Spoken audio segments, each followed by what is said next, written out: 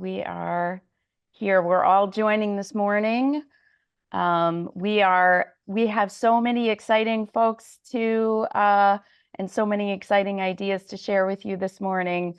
We are backstage getting everybody ready. So I'm going to introduce myself and we're going to get started this morning. Good morning. Good morning. Welcome. Thank you for joining us for Psychodynamic Psychology in Academia, a call to action. We're so glad you're here. There will be a link placed in the chat in the lobby, and within the sessions, you're encouraged to sign up on our Google Doc, and we're just so excited to have you here. My name is Ingrid, and I'm joined by Harold and Leora today. We're from Antioch University, and we're behind the scenes answering any technical questions. So if you see one of us in a session and you have a tech issue, we can be reached by private message. Otherwise, I'm just gonna, as we all join this morning, I'm gonna go through some quick housekeeping notes. The consequent sessions today will be in the meeting format, so just be mindful of your settings and your mics because we want to get to all of the content we have today. In the interest of time and just to keep everything moving, the chat in all of our sessions will go straight to the moderators. So feel free to use the chat because it will be recorded. So we want to hear from you. Your comments and questions are important to us, but our questions within the question and answer session will be answered in the order received and moderated. There will be breakout rooms in each session, and there will be Google links assigned to your breakout group so we can hear from everybody today. There is going to be, you might not see this in your session, but there is a final feedback session after our individual career breakout sessions. And now, without further ado, I'm going to turn it over to Nancy McWilliams. Good morning, Nancy. Good morning, and thank you, Ingrid, and thank you to Harold and Molly and Marissa and Smash and everyone who's worked very hard behind the scenes for this program to happen. It's my pleasure to open this conference by introducing my friend and colleague, Francine Conway. When Leora, Trub, and I conceived of this meeting, we decided in the service of time not to read the long bios of our participants, to simply include those in the flyer that we sent out. So I won't be describing to you Dr. Conway's impressive credentials. Instead, I want to speak personally about her and the values she exemplifies. We asked Francine Conway to open this conference because Leora and I see her as, among other things, a poster child for the issues this meeting is about: the dignity of psychodynamic practice, the importance of scholarship, and the inherent value of a psychoanalytic sensibility for research, scholarship, teaching, consultation, and outreach. Francine has navigated many roles, all of them with grace. She's a clinician and a teacher of clinicians, with a passionate concern to find services, especially for kids and families that our mental health systems and our culture generally have left behind. She's a researcher and a trainer of researchers. She's a spokesperson for the clinical vocation and a tireless supporter of all of us who go into the practice of psychotherapy, counseling, and psychologically informed service to others. She's an administrator and a policy influencer. She is a social change agent extraordinaire. In everything she has done, she has exposed the lie that psychoanalytic theory and therapy have to be bound up inherently with white privilege and cannot be useful to anybody but the healthy, wealthy, and smug. Thank you, Francine, for kicking off the conference today on a topic that I know is dear to your heart. I now turn the podium over to you. Good morning, everyone, and thank you for that wonderful introduction, Dr. McWilliams. I really appreciate it. I'll call first names from now on. So Nancy, thank you. And thank you also to Leora Trub, who invited me here to speak. Okay, so good morning, our wonderful colleagues, esteemed guests and friends. I am thrilled to extend this warm welcome to every one of you to an event that signifies not just a milestone, but a giant leap into the future of our shared passion, the launch of A2P2, Academics for the Advancement of Psychodynamic Psychology. This groundbreaking initiative is not just about preserving the rich heritage of psychoanalytic education within our universities. It's about elevating it, infusing it with new vitality, and ensuring that its priceless insights continue eliminating our understanding of the human psyche. In a constantly changing world, the challenges to its relevance and the applicability are very real. However, it is precisely these challenges that brings us here together today, united in our determination to ensure that psychoanalysis not only survives, but thrives, evolving with grace and vigor within the academic institutions that nurture our future leaders, thinkers, and healers. Today, we find ourselves on the brink of a new era. I am appreciative of the distinguished group of founders who are at the forefront of this endeavor. Their vision is crystal clear to me. A world enlightened by the depths of psychoanalytic wisdom is a better world equipped to navigate the complexities of the human condition. Now, in light of the myriad societal issues that confronts us, acknowledging how unconscious processes and societal structures intertwine with our individual and collective narratives ignites hope in me. Psychoanalysis, with its profound exploration of the interplay between the psyche and social constructs, holds the promise of personal and societal transformation, envisioning a world where understanding and empathy transcends all barriers. Yet we're not content with keeping this knowledge to ourselves. Today, let us commit to embarking on the journey of making psychoanalysis accessible to the masses. While depth and complexity are integral to psychoanalysis, we can demystify psychoanalytic concepts through innovative engagement with digital media, bringing psychoanalytic concepts to a wider audience, making them relatable and understandable, and most importantly, applicable to people's everyday lives beyond the academic halls. It is precisely this translational science that need to be articulated in academia.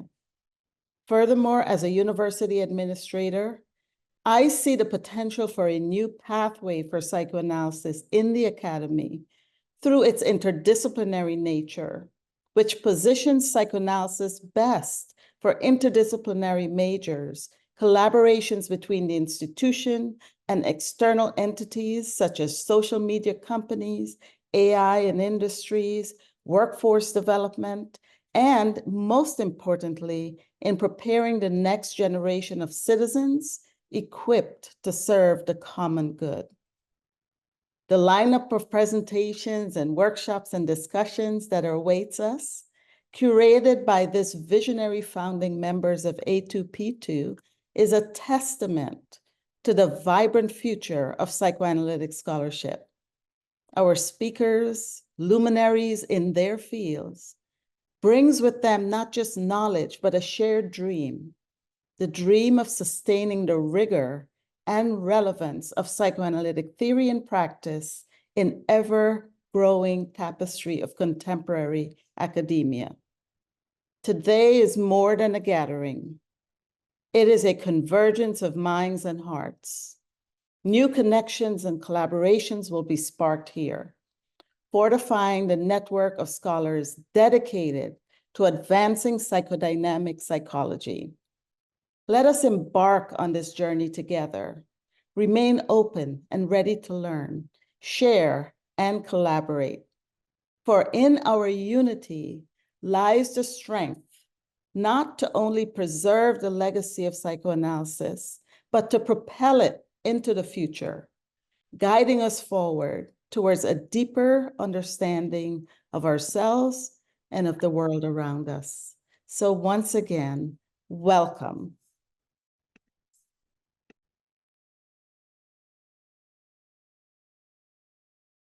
Thank you so much, Francine. We really appreciate you being here, and thank you to everyone for being here. Exactly a year ago, I wrote to Nancy McWilliams on a whim, hoping she would humor me in my wish to write a joint open letter to the field about preserving a future for psychodynamic psychology, thought, and training at colleges and universities. At the time, I was thumbing through applications for 2 open tenure track positions at Pace University, where I am an associate professor of clinical psychology. Seeing no candidates with a strong psychoanalytic or psychodynamic background left me feeling depressed about the future and desperate to do something. To my surprise and delight, Nancy agreed to send a letter with me to our colleagues. Neither of us was overly optimistic about what might come of this email missive. At most, we imagined a Zoom call with 20 or 30 interested people might make time to meet with us. We hadn't thought any further ahead than that. Fast forward to 1 week later, more than 300 people had signed up to join this effort. That number has since doubled. For weeks, not a day went by where Nancy and I didn't field multiple emails from people, many of whom are among the 380 people that registered for today's meeting. The people here are actively supportive of this effort, already poised to help articulate the problems and offer ideas that may lead to potential solutions. We were and we remain overwhelmed and humbled by the magnitude of the response. The issues we are here to plumb and to work on today are not at all new. However, there is a clear urgency to our efforts. In the year 2000, 21% of clinical psychology programs were psychodynamic in orientation of faculty. Of faculty in clinical psych programs were psychodynamic in orientation. By 2020, that number had decreased to less than 10%. The actual percentage is likely even lower today, as some faculty have retired and their positions have not been replaced with similarly trained junior colleagues. Still, many others are approaching and planning for retirement. Also in 2020, data collected directly from directors of clinical training and published in the Insider's Guide to Graduate Programs in Clinical and Counseling Psychology indicated that more than 50% of APA accredited and more than 75% of APCS affiliated programs had 0 core faculty who are psychodynamically oriented. These stats align with a growing trend in doctoral programs towards a sharp narrowing of theoretical orientations, with many programs offering training focused in CBT only. These trends are impacting all training programs, but are more extreme in programs that hold a clinical science or scientist practitioner designation, as opposed to scholar practitioner. This is highly problematic on many levels. It perpetuates a strongly held and false notion within the field and by the public that psychodynamic and other depth-oriented therapies lack an evidence base.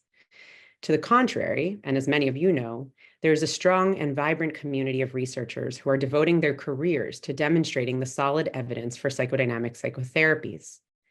But this kind of research is virtually impossible to do without an academic job to support the work. And at some universities, an academic appointment is not enough. They require external grant funding to support large intervention-based research. Needless to say, this funding is not always so easy to procure for those in our community. The lack of funding to support psychodynamic research creates a variety of problems. In addition to further undermining the ability of psychodynamic faculty to develop a body of research at the speed of our CBT colleagues, this lack of grant monies makes it all but impossible to offer students the fully funded opportunities that are available in research-heavy, grant-funded settings. This disproportionately impacts those students who cannot afford to pay for doctoral training or who suffer the consequences of needing to work extensive hours to support themselves through our programs. The conundrum we find ourselves in is multifaceted and complex. It is in part an unfortunate consequence of the development of PsyD programs, initially created to offer an alternative route to a doctoral degree focused more on clinical work than on research. Unfortunately, this contributed to a rigid split between academic and clinical psychology, which widened the gulf between clinicians and researchers and created a sense of being forced to choose only one of these career paths. Many chose clinical work, and as a result, research that might support psychodynamic work has not flourished at the same rate. This further fuels the perception that we are not empirically grounded.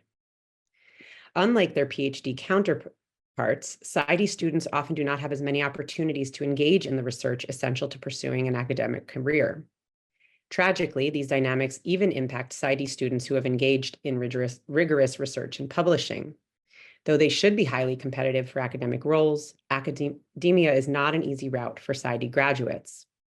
Research shows that the vast majority of faculty appointments in PsyD programs have a PhD, not a PsyD. How ironic that someone with a doctoral degree in clinical psychology cannot easily become core faculty who trains the next generation. And yet, these realities, while grim, are not as set in stone as we might think.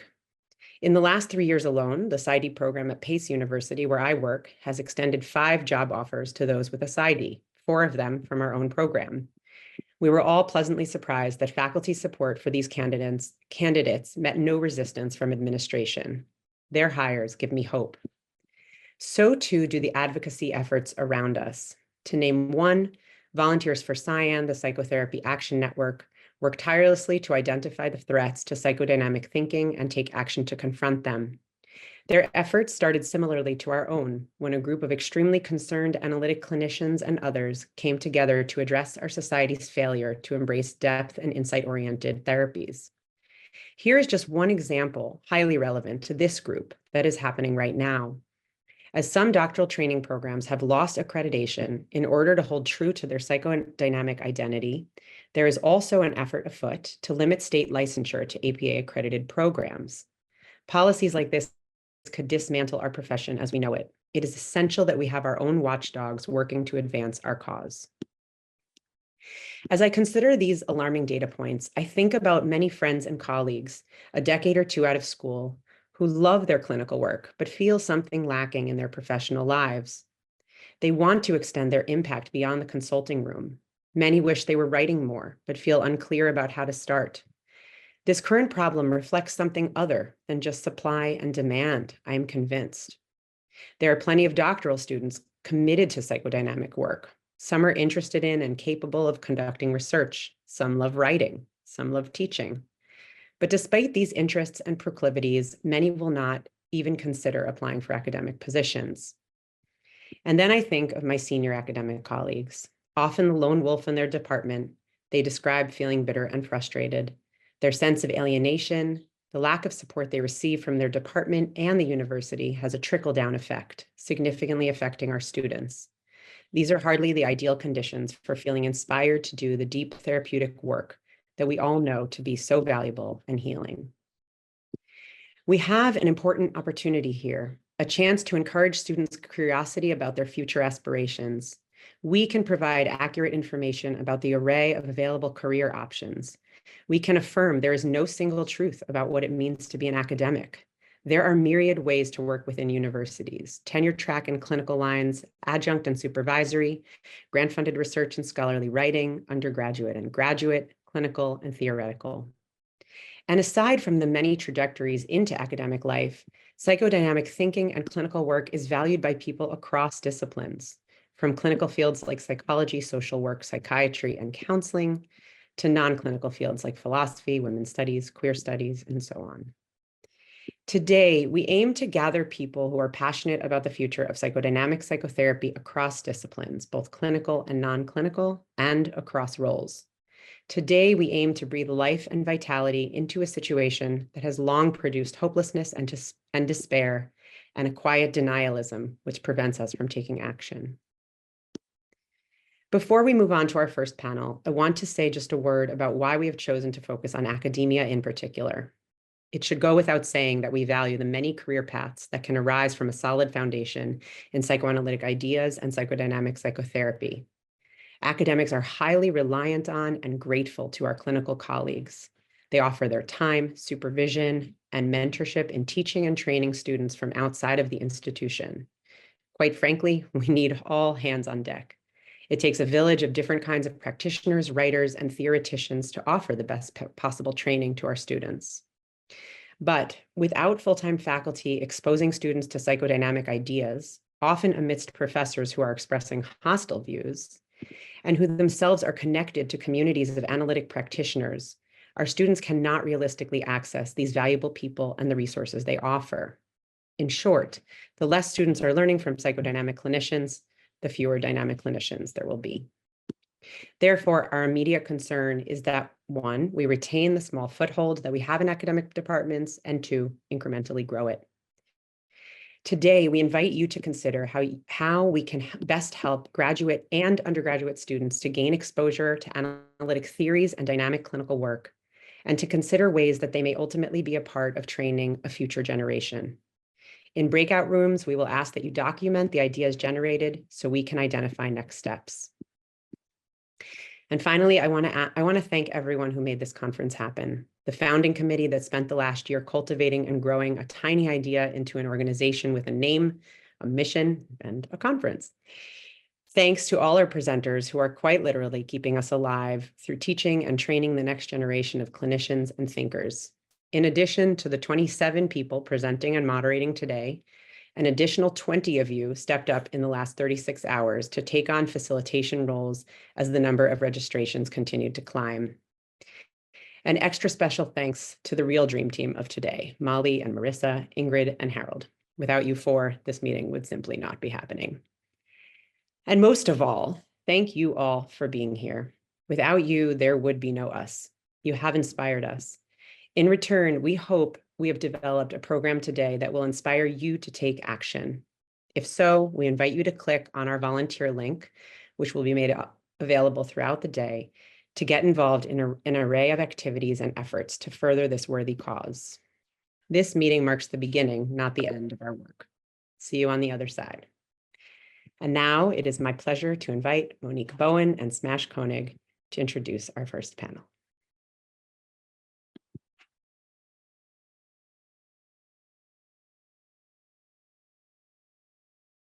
Leora, thank you. And thank you, Francine, Conway, Dr. Conway, for being here today and really just opening our session with a real message of unity, but also a galvanizing voice and energy for this important topic and for the future of our training programs. So I'm Monique Bowen. I'm a member of the faculty at Antioch University, New England, core faculty there. And I'm also on the faculty, clinical faculty at the William Allenson White Institute in the couples training and education program. It's a pleasure to be here. And I'd like to ask my co-moderator to introduce herself before we move ahead. I'm Smash Koenig. I'm a 5th-year student at Pace University in my internship year, and I'm happy to be a part of this moderating team with Monique. Thanks, Smash. So I am just going to remind folks that we're starting out today with a really wonderful panel group to discuss the issues around navigating liminal space, psychoanalysis and diversity in graduate training. Just to read an opening sentence before we introduce the panelists, an opening sentence about the panel. Our hope is to recognize that questions continue to abound on the relevance of psychoanalysis and psychodynamic psychology to social justice, diversity, and inclusion within clinical and counseling psychology programs. At the same time, we really need to keep in mind the importance of our ongoing scholarly writing, clinical application, and community interventions on issues of race, gender, sexuality, and class from a psychoanalytic and psychodynamic perspective. So this panelist is made up of psychologists of color whose plan is to discuss their experiences with teaching and supervising, conducting research, and practicing from a psychoanalytic lens to shed light on how psychoanalysis can make an important contribution to diversity and social justice training in our programs. So first, I'm happy to introduce Joshua Da Silva. Joshua Da Silva, thank you so much for being here. It's a pleasure to have you. Joshua Da Silva is a member of the faculty at George Washington University. He serves as assistant professor of clinical psychology and is also the director of clinical training and is the deputy program director. I think I have that right, Joshua.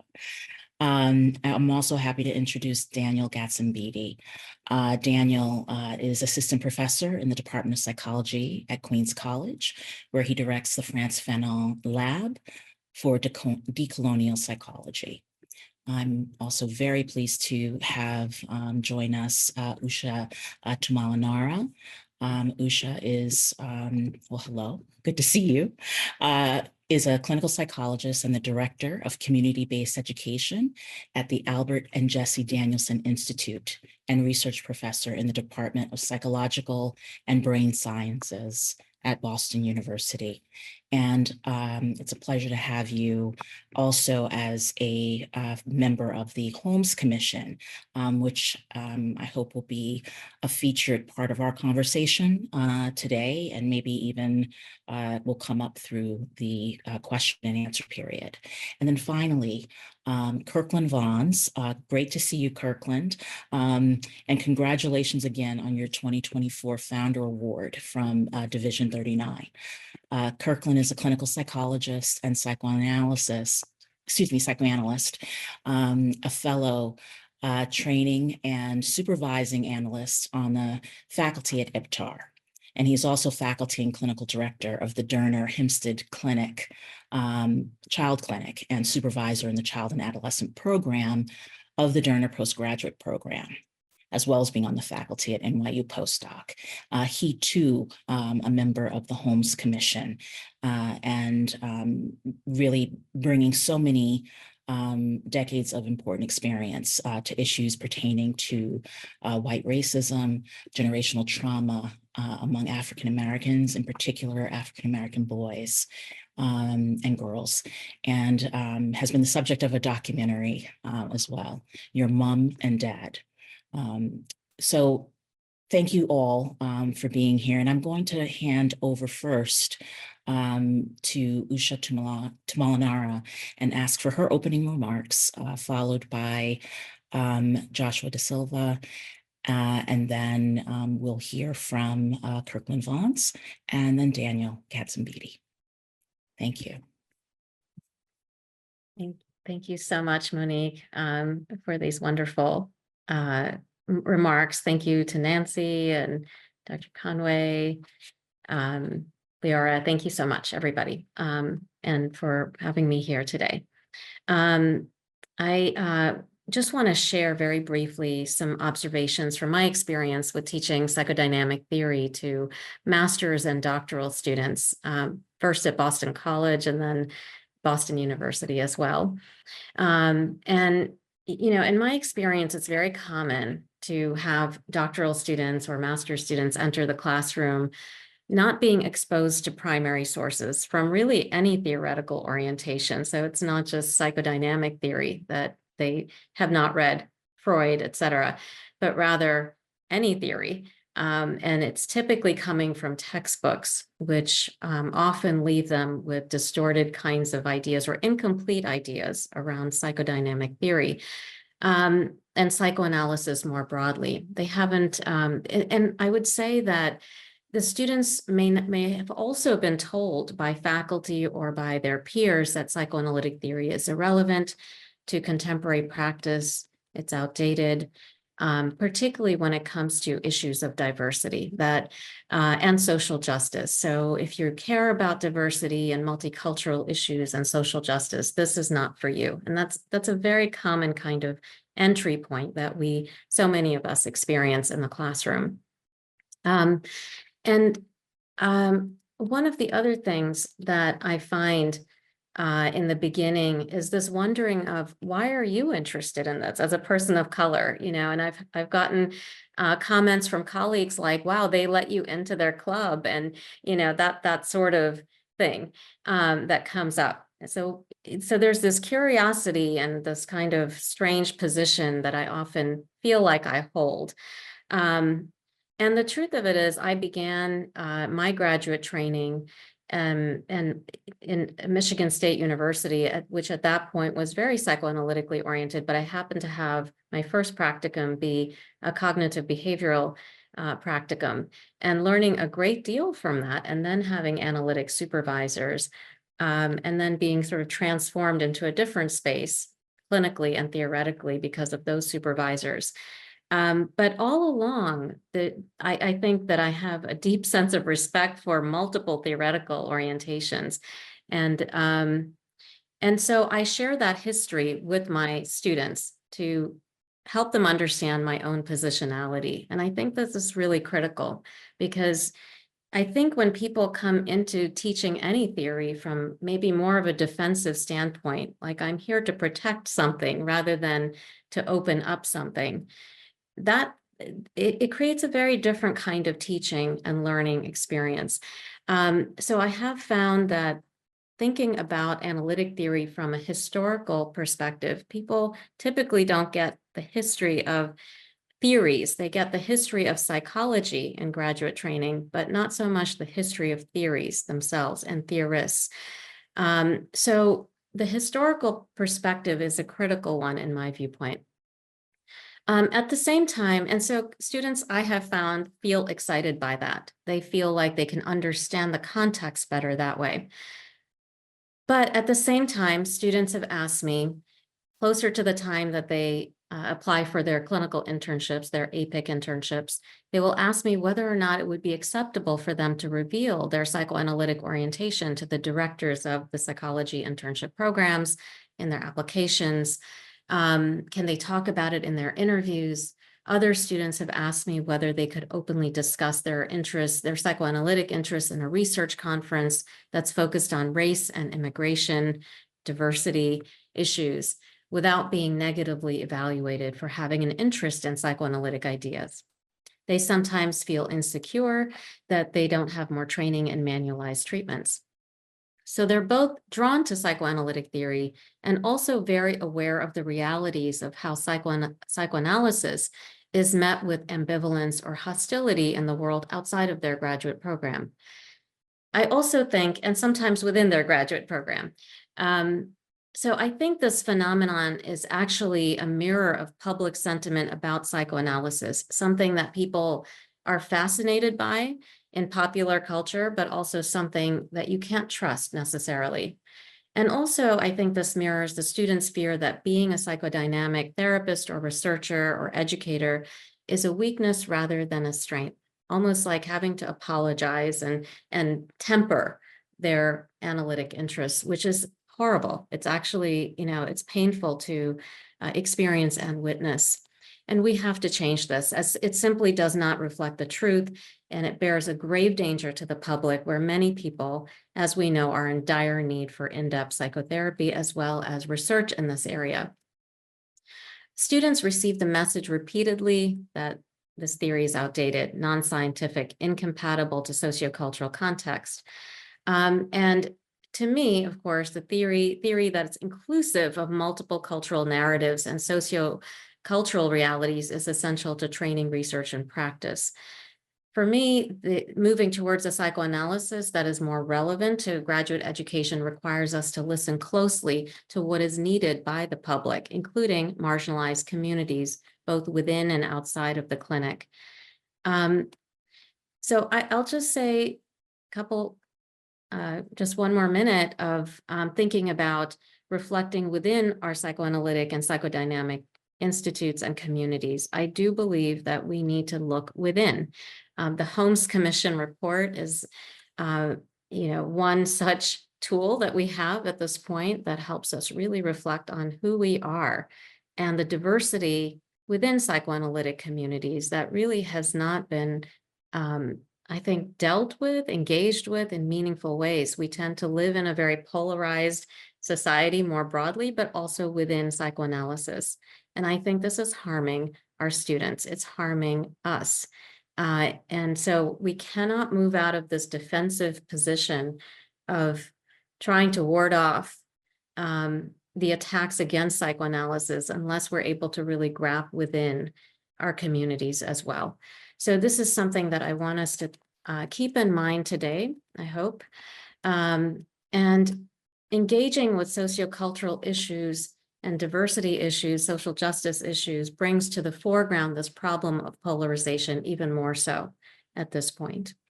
So I'll just end with that and forward to hearing from everyone else. Thank you so much, Usha, for opening us up in this conversation. Joshua. Thanks, Monique. And Usha, those comments really resonate with me, particularly the comment about being asked as a queer and Latinx psychologist about like, why psychoanalysis, right? Like, why is that where you landed? So just thanks for making that point. With my comments, and I'm going to try to be brief, I want to cover GW's experience teaching a diversity sequence in our program. I want to speak a little bit about a lab that I lead within our program that focuses on community work. And then I also want to wrap up by talking about how psychoanalytic theory could expand to reach more into issues of sexism, racism, homophobia, and transphobia. So to start with the diversity sequence, we historically had tried to integrate diversity in our coursework by sort of including it in every class, right? A part of the syllabus would include people of color or sort of diverse perspectives. And we found that that just wasn't sufficient to foreground these issues that, as much as we think we're integrating, there's a real need to kind of center these issues if we want to do deep work with our students on them. And so we created a 3-course diversity sequence that starts out with helping students to sort of reflect on their own positionality. We do find that that's an important place to start, that if we start focusing on patient work, that there's a way in which we miss an opportunity to help students think deeply about how their own identities, their own positionality might affect, their ability to connect in clinical work. From teaching the Diversity 1 course in particular in the first semester of our program, I've learned that a mixed media approach is quite helpful. Students really appreciate integration of things like podcasts, interviews, other ways of learning that are not just purely didactic or lecture-based. I'm thinking of, for example, the Maintenance Phase podcast, which really does a great job of addressing fat phobia and sizeism. I've become aware that as much as we have our best intentions sharing about diversity issues with our students, not everyone is going to eat the meal, no matter how much you set the table. I think it's helpful to sort of go into teaching these courses with that awareness. I want to mention that I think that diverse faculty, queer faculty, faculty of color have some unique challenges in trying to teach a diversity course. The projections that we hold, the ways in which it can be hard for students to take us in as facilitators is really relevant to this conversation if we want to continue expanding in this area. Self-care and awareness of when to step back as the facilitator of the conversation has been important to me. And, for all of its challenges, it's one of my favorite courses to teach. I think I see students really grow and expand in the semester that we have together. And, despite what I said before about not everyone eating the meal, most people do want to try. And so I think there's a lot of opportunity to continue to do this work. In terms of the lab that I founded within the PsyD program here at GW, the idea is, kind of branching off of a community intervention course that I teach. Why not get out into the community and try to offer our knowledge in a less gate-kept way, right? So an example was this past week, we offered a compassion fatigue, self-care, and burnout training for the Virginia Coalition for Immigrant Rights, which is a group that works directly with recent immigrants to the United States. Often the community workers in that org don't have a lot of spaces in which they're foregrounding their own self-care, right? So it felt like an opportunity to offer outreach, offer organizational support. And so 2 of my grad students really took the lead in developing a slide deck and a handout that we offered both in English and Spanish. And it really seemed to go well. And I think it's an example of the kind of work that gets us out of the clinical consulting room and into the community in ways that can be really helpful for making psychoanalytic ideas more relevant to people in the community or who are doing community-based work. I think I want to wrap up my intro by just commenting on analytic theory's ability to reach issues of sexism, racism, homophobia, and transphobia. I think that work stands on some excellent scholarship that goes back quite a ways. Some of our panelists here, Daniel and Kirkland and Usha in particular, have all written beautifully on this topic. I want to also mention Kimberlyn Leary and Dorothy Holmes's work, which are foundational.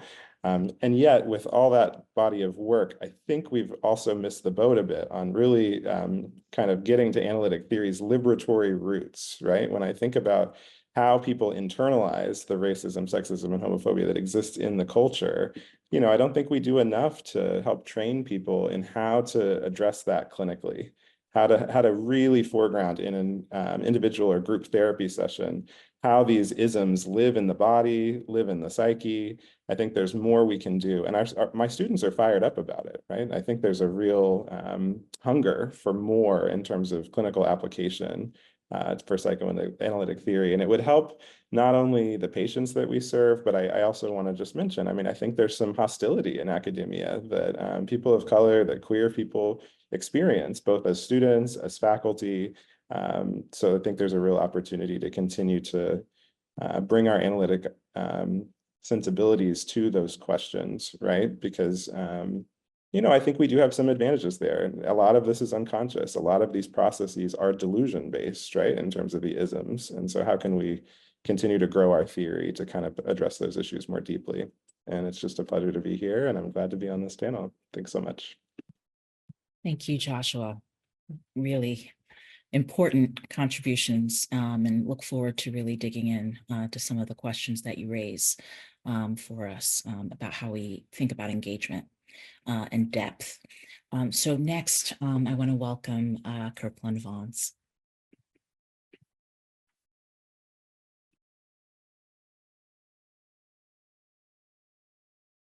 Thank you so much to everyone. I'm really appreciating the talks.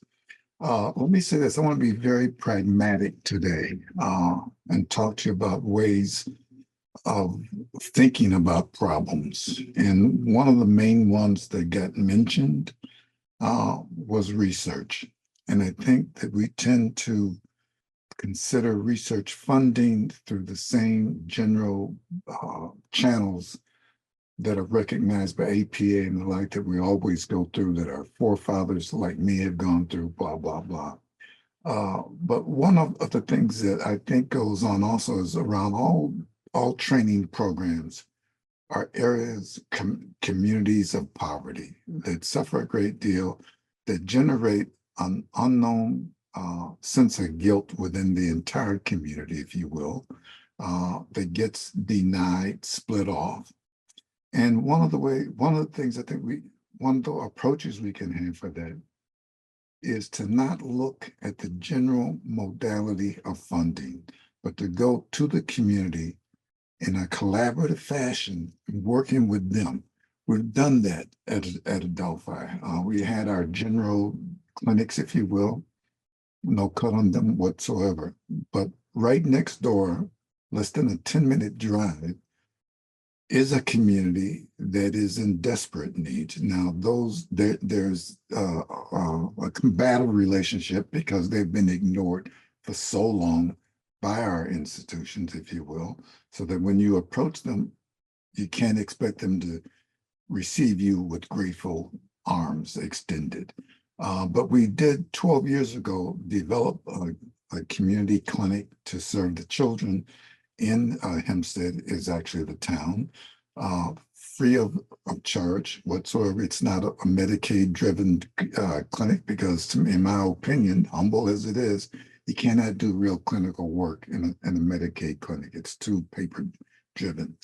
Our first referral was given to us by a social worker where she filmed a boy, about 7 years old, completely destroying the classroom where all the other students had to be evacuated.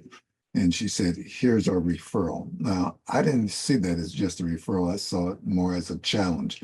If you, with your psychodynamic orientation, you can really be of help us with this child. No other referrals came until maybe 7 to 8 months later, when that child came back to us with a paper star with the most improved student on it.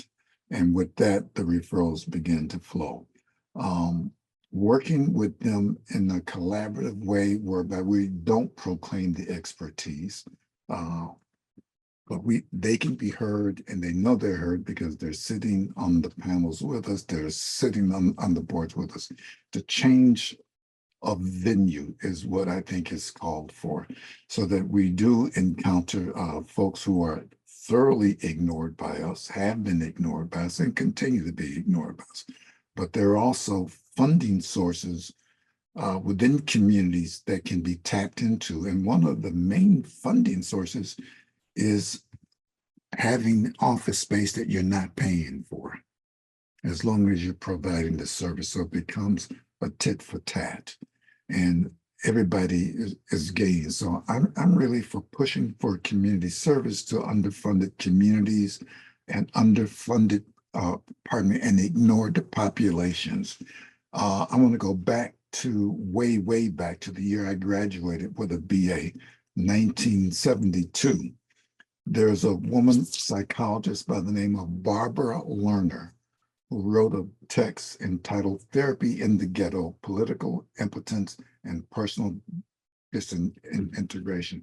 That book was recognized by Garfield and Bergen, I think it is, who every other year do their great research text on what is statistically significant, what isn't. They recognized her study. The study was done in Chicago with using psychodynamic psychotherapy among an impoverished population. And I've read this book several times. I gave it to the director of our program to read because I rarely see this book referenced anywhere. And I think that's a reflection upon who we are, that we're not using it. That's item one.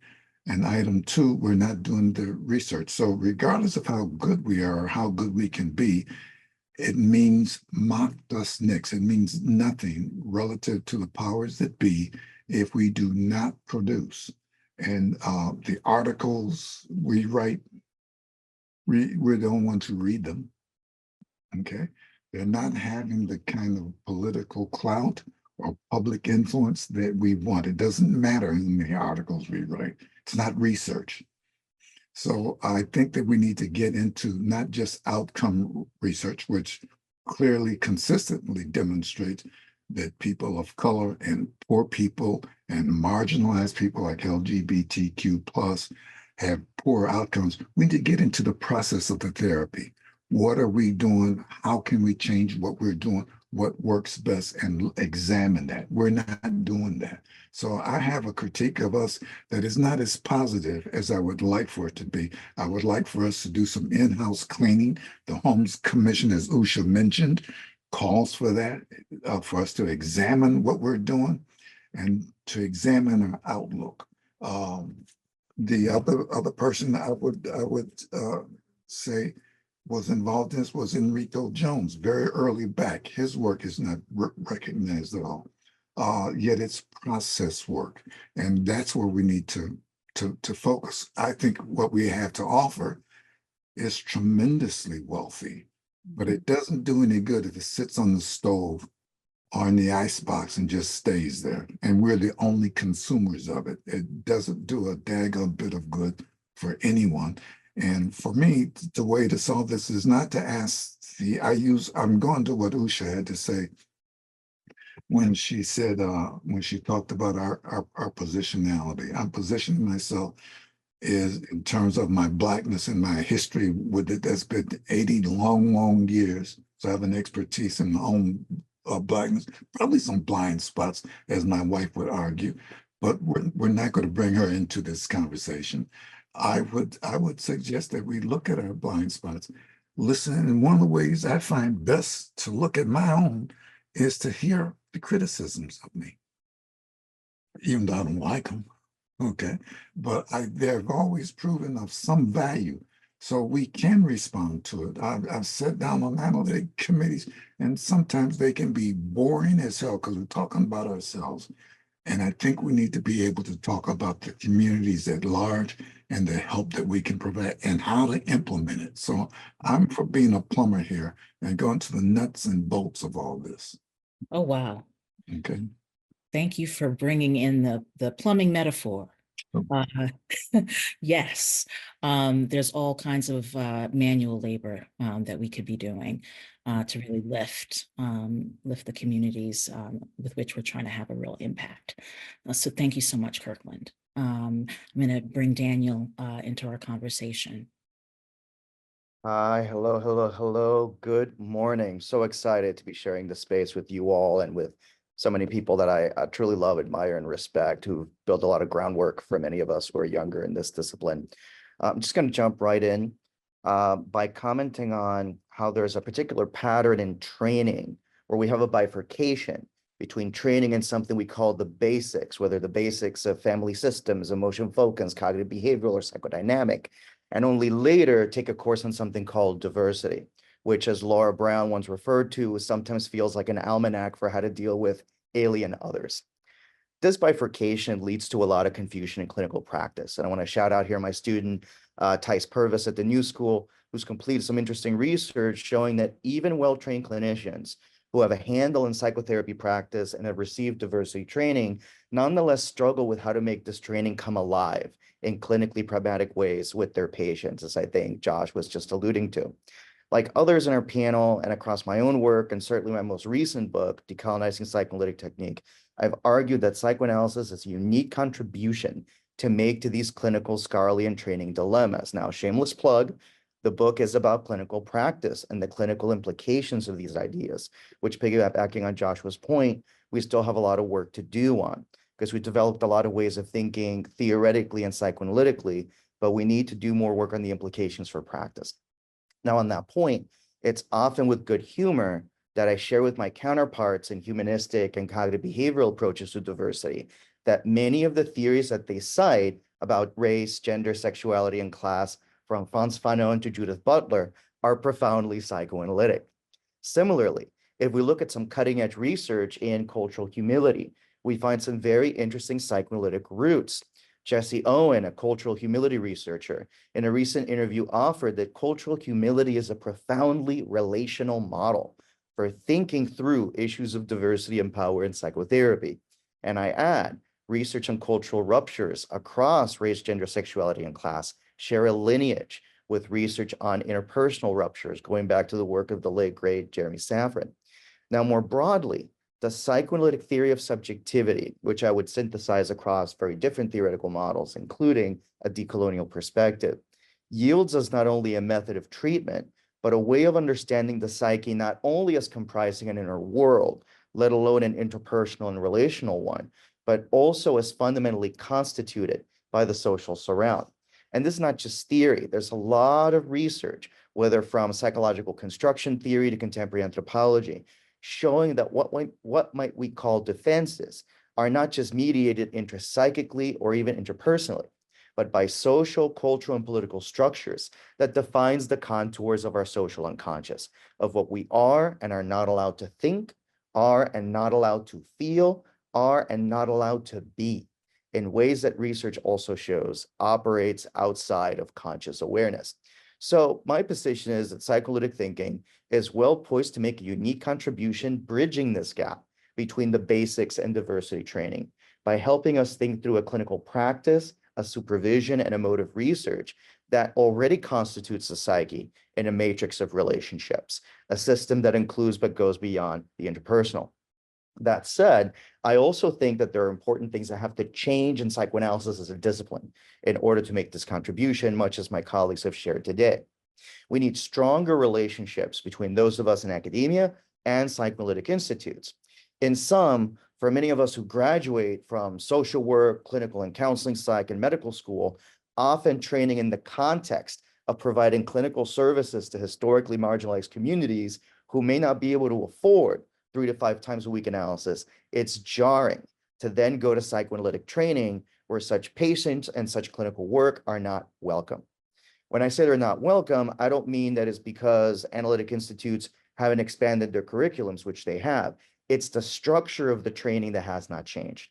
And there are many debates among candidates asking for the work that we do in the community to be recognized and valued as part of psychoanalytic training. And shout out here to Francisco Gonzalez, who's done a lot of work in helping us reimagine as what can count as part of psychoanalytic work and training.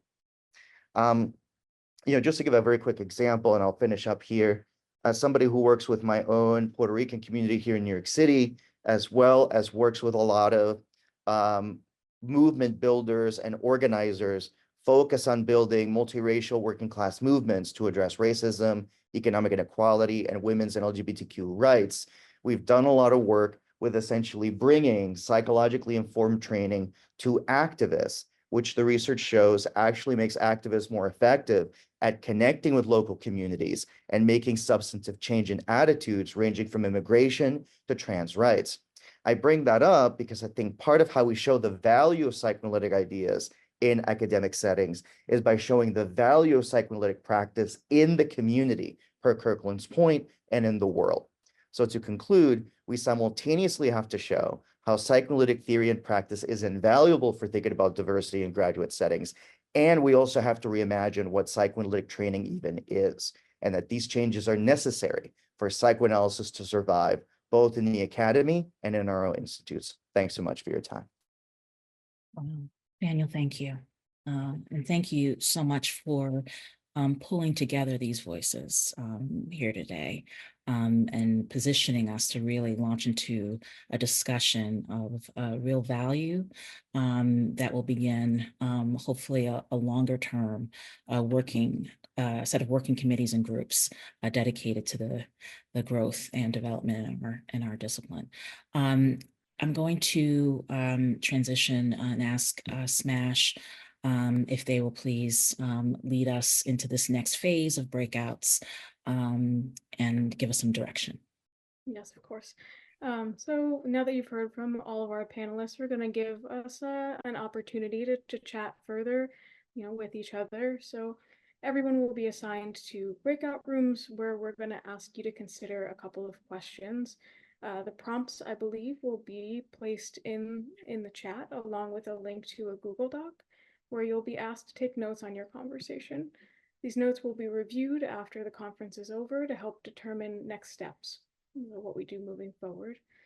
The breakout groups will be asked to come up with 1 or 2 questions for the panelists that will be posed to the panelists when you come back from your breakout group, and these will fuel the remainder of the panel. Please note that most but not all of the breakout rooms will include someone who was pre-assigned as a facilitator in order to keep the conversation going, keep it focused on the prompts. And so before we move into the rooms, we ask that the first thing that each breakout group will do is assign a scribe and a speaker. So someone who's going to take notes on this Google Doc that we will review later, and someone who will bring those questions back to the panelists. I believe those might have to be submitted through the Q&A function or through the chat function. So due to the time constraints and the large number of participants, the speaker will simply pose those 2 questions, and speakers will not report back on the larger ideas generated in the breakout sessions. That's what this Google Doc is for. So now before we move into the next step, please, I think there's going to be a link that will be included in the chat that will take you to the Google form and identify the tab that corresponds to your breakout group number. So you'll see that you are going to be moved to a group, and that group should have the number 1, 2, 3, 4 example. I think that's all. I think we get swooped away into the groups now. We want to welcome you back. I hope you had an opportunity to connect. We were very busy in the Google Doc with folks writing notes and really engaging the 2 questions. I'm going to turn things back to Smash to help us with this particular section, and we will go until about 12:48, 12:50, I think. Is that what we said? No, 31. 12:30. Yeah. 12:40. And then we will have you all take a brief break and come back for 12:50. And you will re-enter the Zoom through the lobby and you will select your panel there. Okay, Smash. Right. So I think that what we have to do here is to have you submit your questions for the panel into either the Q&A section down at the bottom or directly into the chat. And I think from there we can pose those questions to the panel. Okay, so the question that's coming in first is, are there ways we can create an infrastructure to connect student/trainees in psychodynamic deserts or programs with no psychodynamic faculty or mentors to research and clinical training opportunities, supervision, and mentorship? So how do we create an infrastructure to connect students or trainees in psychodynamic deserts to programs or people where psychodynamic training and experience is much more vibrant? It seems open to any panel members.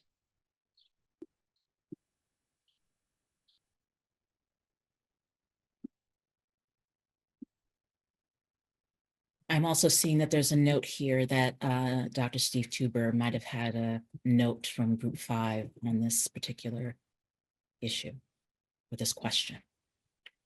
I must admit, you need to repeat the question. See, that's what happens when you become part of the elderly panel, you see. Well, the question is, are there ways we can create an infrastructure to connect students and trainees in psychodynamic deserts, in quotes, or programs with no psychodynamic faculty, mentors to research and, participate in clinical training opportunities, supervision, mentorship, et cetera? Well, one of the things we talked about is the idea that in the programs that are psychodynamically oriented, such as cities, we have a large collection of doctoral students who I think would be very happy to serve as a connecting point to talk to people who are in more, quote, desert places. That's a very vital source of psychodynamic thinking, as well as being able to relate to what it's like to be trained dynamically. And I think those are invaluable things to pass along to people who are being trained in isolation. And I offered, I think our clinical program our students would be happy to be of help. Thank you for that, Steve.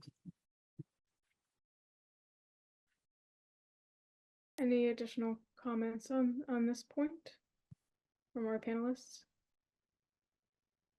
I would just add that we could really be thinking more actively about different panels and conferences. I'm thinking about the annual panels at Columbia and at Boston College.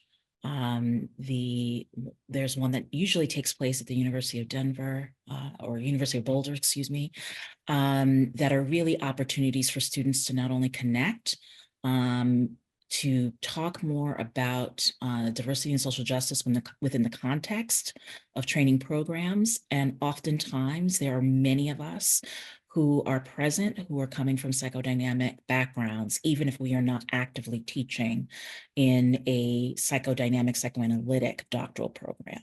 And so, again, these are places and spaces that sometimes offer some travel grants that students can apply for. Departments may be more likely to fund these kinds of experiences for students who are actively interested in doing research. I've done a poster and want to connect and do more in the areas. That's a thought that's coming to mind.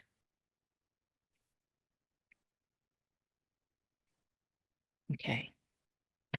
Do we have another question? Oh, sorry, go ahead, please, Daniel. Oh, no, I just, wanted to share, we're all psychoanalytic, so thoughts are coming to mind. The thought that's coming to mind is that, a conversation I've had with my peers is that I'll be in psychoanalytic spaces and it's more of a desert in terms of talking about diversity and social justice, and then going into more multicultural social justice spaces that it's more of a desert in terms of thinking psychodynamically.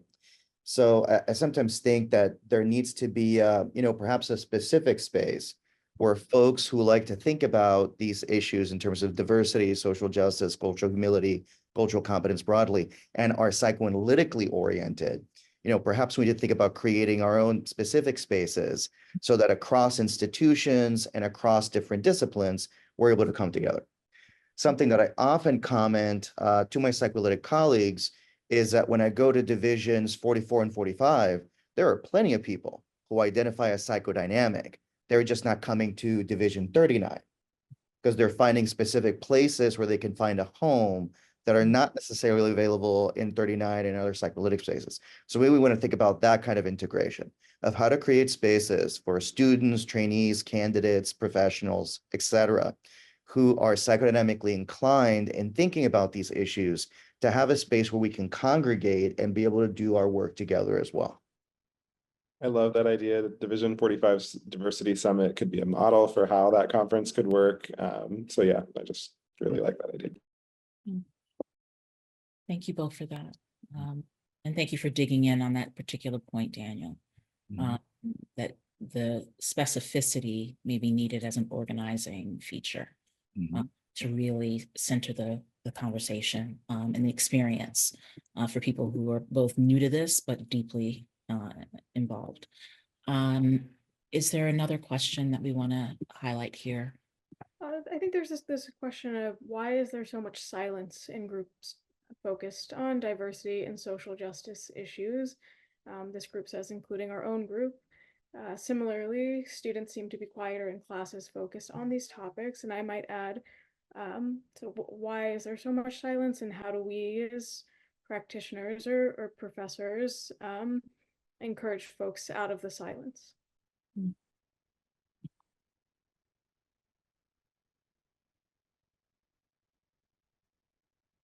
I'll just say to start that we are all maybe too comfortable with silence as both a generative space and that not everyone knows how to make sense of another's silence, especially when we're in community together.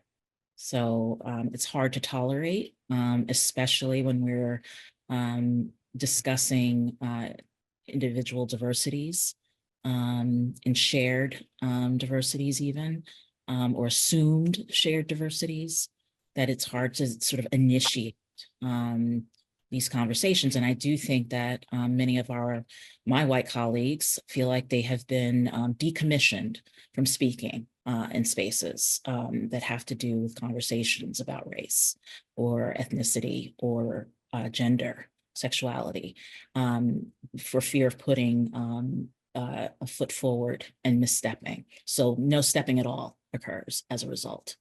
I just want to offer that perspective. Usha? Yeah, I agree with that, Monique. I'm also thinking about how we live in a world, to an earlier point that I had made around polarization and this fear of being canceled and this fear of saying something to hurt someone else or be hurt oneself. The idea of what we define as safe spaces and what that even means to different people.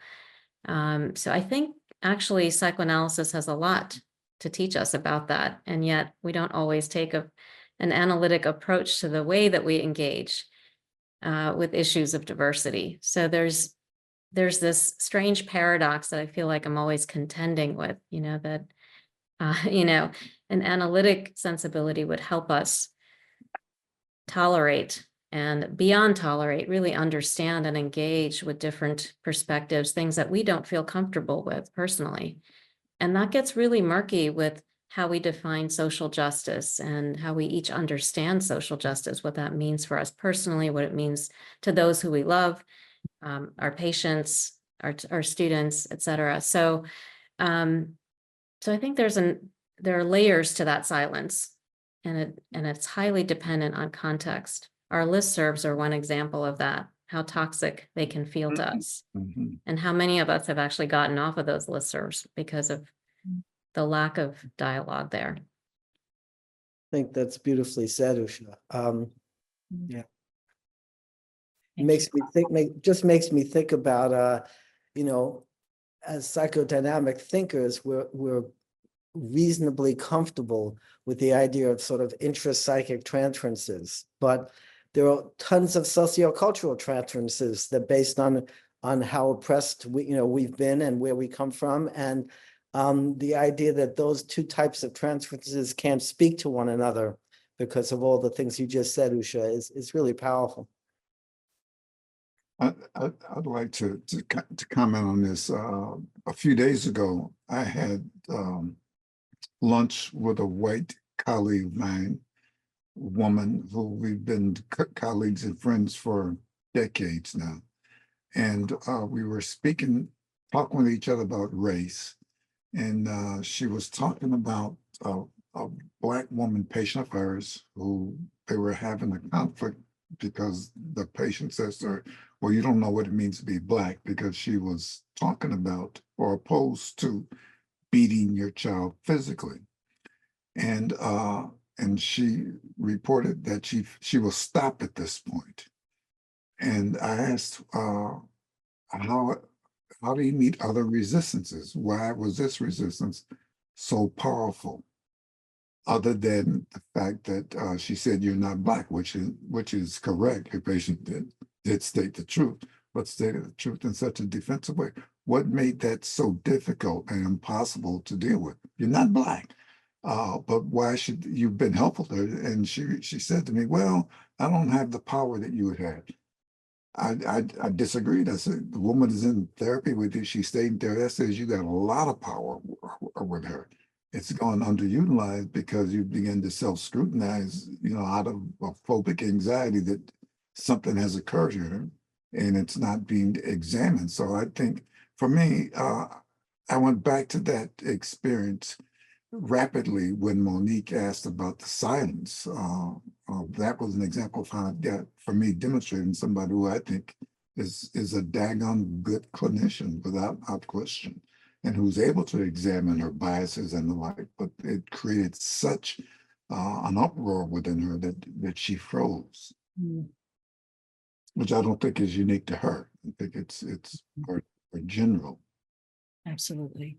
I also think that the silence in the classroom mirrors our silence in the political sphere. We could all stand to connect more with activism, with political engagement, with our state and local psychological associations, and kind of advocacy work at the state and local political level.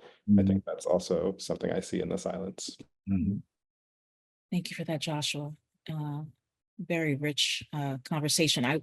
We could dig in a whole session panel on that topic, maybe even a conference about how to understand and interpret silence and then turn it into action, or an opportunity for action and engagement. I want to just, we have very little time, but I just wanted to highlight this question here from Marilyn Silber from her group. Given that many training programs and clinical placements have separate didactics or DEI courses, what are ways to integrate these themes more seamlessly into courses, supervision, and general didactics? There may not be an immediate set of responses, or maybe everybody has a thought, but that question is, I think, key to the conversation that got started here on this panel today about spaces and creating more space and not limiting the conversations that need to happen around factors of identity across curriculum. I don't know, Joshua, do you want to offer something here?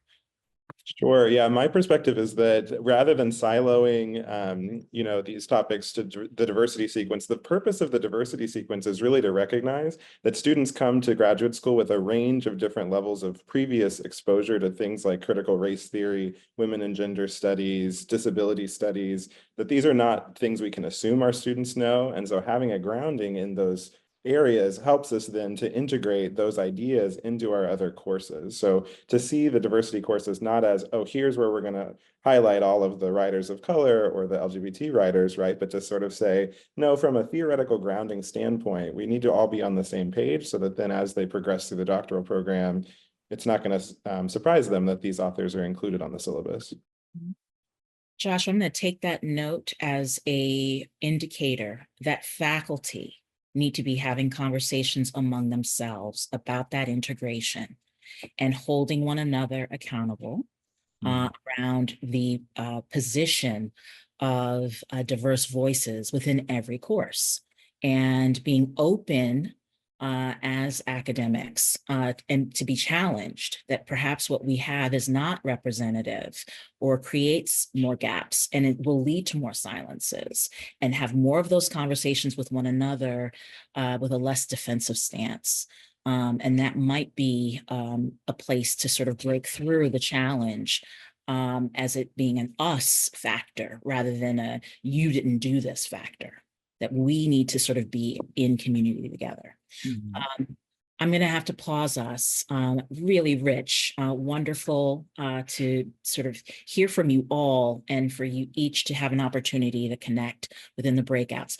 Smash, do you want to give people some guidance about next steps? Yes, so I think we're headed into a break, but before we do so, I think yes, so Molly has put in our chat, thank you, Molly, another Google Doc for those who are wanting to get more involved in our mission and what we do moving forward. You'll have an opportunity to select which committees or initiatives you might be interested in, because we're really interested in continuing to be connected and really folding more folks into the work that we're doing. So please feel free to click this link. It'll be open throughout the rest of the presentation, and we'll put it in the chat intermittently. And I think now we're headed into a 10-minute break.